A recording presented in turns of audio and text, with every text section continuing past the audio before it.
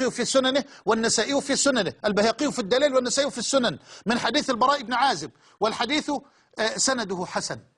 لما أمرهم النبي بحفر الخندق عرضت صخرة شديدة جدا لا تأخذ فيها المعاول، يعني لا تحطمها الفؤوس، فشكوا إلى النبي عليه الصلاة والسلام، فنزل النبي بنفسه، ده الأول قبل الغزو خالص، وضرب الصخرة فانكسر ثلثها، فكبر عليه الصلاة والسلام قال: الله أكبر، أعطيت مفاتيح الشام، أعطيت مفاتيح الشام، والله إني لأرى قصورها الحمر من مقام هذا. وضرب الصخرة ضربة ثانية فانكسر الثلث الثاني، فقال: الله أكبر، أعطيت مفاتيح فارس، والله إني لأرى قصر المدائن الأبيض من مقام هذا. الله أكبر. وضرب الضربة الثالثة فقال: الله أكبر، أعطيت مفاتيح اليمن، والله إني لأرى أبواب صنعاء من مقام هذا. إيه ده؟ المدينة محاصرة وهم ينتظرون الأحزاب من كل ناحية، ومع ذلك يبشرون بالتمكين وبالاستيلاء وبإهالة هذه الإمبراطوريات وإحالتها إلى ركام في ركام وتراب في تراب. وقد تحقق ما وعد به الصادق الذي لا ينطق عن الهوى صلى الله عليه وآله وسلم. يبقى في ظل هذا الحصار الرهيب يجب على الصادقين أن يبشروا بالنصر. ولما رأى المؤمنون الأحزاب قالوا: هذا ما وعدنا الله ورسوله وصدق الله ورسوله وما زادهم إلا إيمانا وتسليما. هذا هو شأن الإيمان وشأن المؤمنين في كل زمان ومكان، لا تزيدهم الفتن إلا ثباتا وإلا صبرا وإلا ثقة في وعد الله وفي وعد الصادق رسول الله صلى الله عليه وآله ومن والاه. سبب ثالث خطير، أسباب الهزيمة نفسية،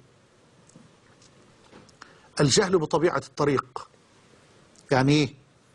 يعني ناس متصورة أن الإيمان مجرد كلمة خفيفة هينة سهلة، نقول لا إله إلا الله محمد رسول الله ويقتصر الأمر عند هذا القول. لا، يتصور الناس أن الطريق إلى الله وطريق الجنة طريق محفوف بالورد والزهور والرياحين. لا لا لا لا، طريق طويل شاق حافل بالعقبات والأشواك والمحن والابتلاءات، ليميز الله الخبيث من الطيب، حتى لا يثبت على الطريق إلا من صفت نفسه وطهرت سريرته.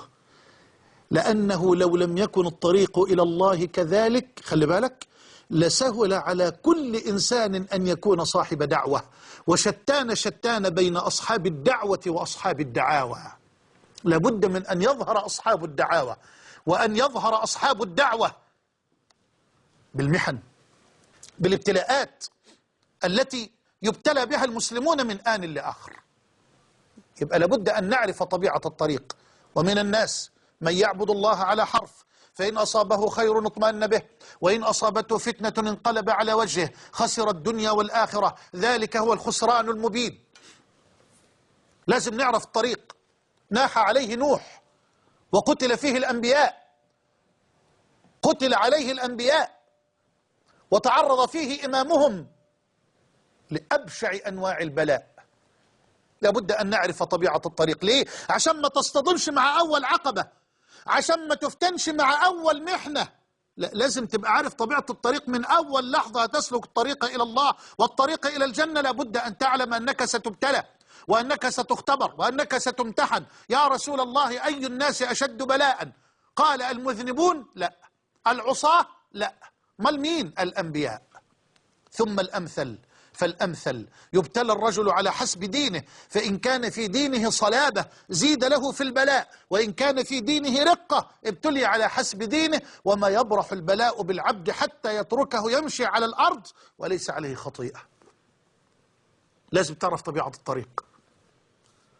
راجع بقى سيرة النبي عليه الصلاة والسلام وسيرة الأصحاب لتعلم أن الطريق طويل، وأن الطريق شاق، وأن الطريق حافل بالعقبات والأشواك. طب سبب رابع أو خامس لا أدري، النظرة الضيقة جدا للزمان والمكان. يعني إيه؟ يعني قد ينظر الإنسان الآن إلى واقع ما حدث في غزة من هدم للبيوت، من سفك للدماء، من تمزيق للأشلاء، فيصاب بحالة من اليأس ويصاب بحالة من القنوط حين يقف على حجم التضحيات. لا بد من التضحيات، لا يمكن أبدا أن تثمر شجرة الدين إلا إن رويت بدماء الشهداء الأطهار الأبرار. سنة لن تتغير أبدا أبدا. فالتضحيات ماشي، تضحيات لابد أن تضحي الأمة. ولطالما ضحى النبي وضحى الصحابة من أول لحظة، ضحوا رضوان الله عليهم أجمعين. يصاب بحالة من القنوط لنظرته الضيقة في بيئة معينة أو في مكان معين تعرض للمحنة، أو يصاب بحالة من القنوط لذا نظرة لزمان محدود. يعني واقع الآن، واقع الهزيمة للأمة فيها، واقع الخذلان للأمة فيه، قد يصاب بحالة من القنوط وبحالة من اليأس. لكن لو نظر للتاريخ نظرة أوسع ونظرة أشمل، ولو نظر للزمان نظرة أوسع وأشمل، ما أصيب أبدا بحالة من حالات القنوط ولا بحالة من حالات اليأس، لأنه طالما تعرضت الأمة لكثير من المحن والأزمات وغير الله عز وجل الواقع وبدل الله الحال. تنسيت إيه اللي عمل المرتدون؟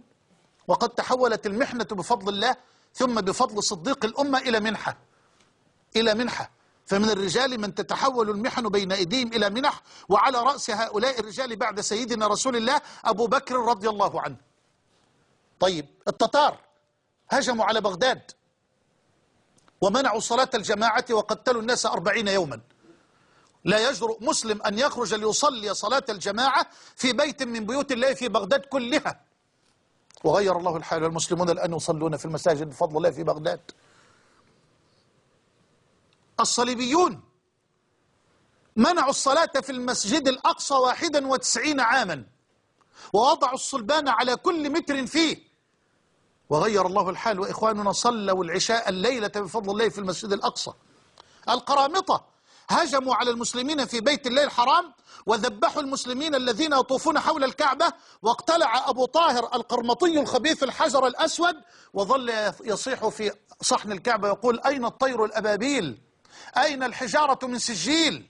وظل الحجر الأسود بعيدا عن الكعبة 21 عاما، وها هي الآن مزينة بالحجر الأسود والمسلمون يطوفون حول بيت الله الحرام. ليه النظرة الضيقة للزمان وللمكان؟ هذه النظرة تصيب الإنسان باليأس.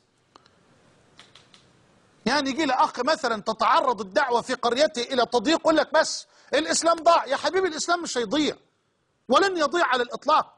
إن تعرضت الدعوة لمحنة في قريتك فقد فتح الله لها 1000 باب في قرى أخرى وفي أماكن أخرى. لا ينبغي أن نصاب باليأس أو بالقنوط. لا أريد أن أطيل في هذه الأسباب، لكن عاوز أقول بس في الآخر بقى، عشان يعني أتلقى بعض الاتصالات كده والمداخلات. عاوز أقول إن بفضل الله تبارك وتعالى حتى الواقع بيقول بأن الجولة القادمة لدين النبي صلى الله عليه وسلم، فمهما انتفخ الباطل وانتفش كأنه غالب فإنه زاهق، ومهما انزوى الحق وضعف كأنه زائل فإنه ظاهر. وقل جاء الحق وزهق الباطل إن الباطل كان زهوقا، بل نقذف بالحق على الباطل فيدمغه فإذا هو زاهق ولكم الويل مما تصفون. نعم أيها الأحبة، الجولة القادمة بإذن الله وبموعود الله وبموعود الصادق رسول الله لدين ابن عبد الله صلى الله عليه وآله وصحبه ومن والاه. سنة كونية، سنة كونية مش هتتغير أبدا. الجولة القادمة لمحمد بن عبد الله، شاء الأعداء أم أبوا، شاء المنافقون أم أبوا. يا ريت نستوعب هذا الكلام. أنا ما بقولش ده كلام سياسة، لا، ده أنا بقول ده كلام قرآن وسنة. الجولة القادمة لدين محمد بن عبد الله، الجولة القادمة للمسلمين الذين ترونهم الآن من المستضعفين في الأرض. هذا وعد الله وهذا وعد الصادق رسول الله. واوعى تتصور أن الجهاد سيتوقف أو أن القتال سيتوقف، لا، مش هينتهي.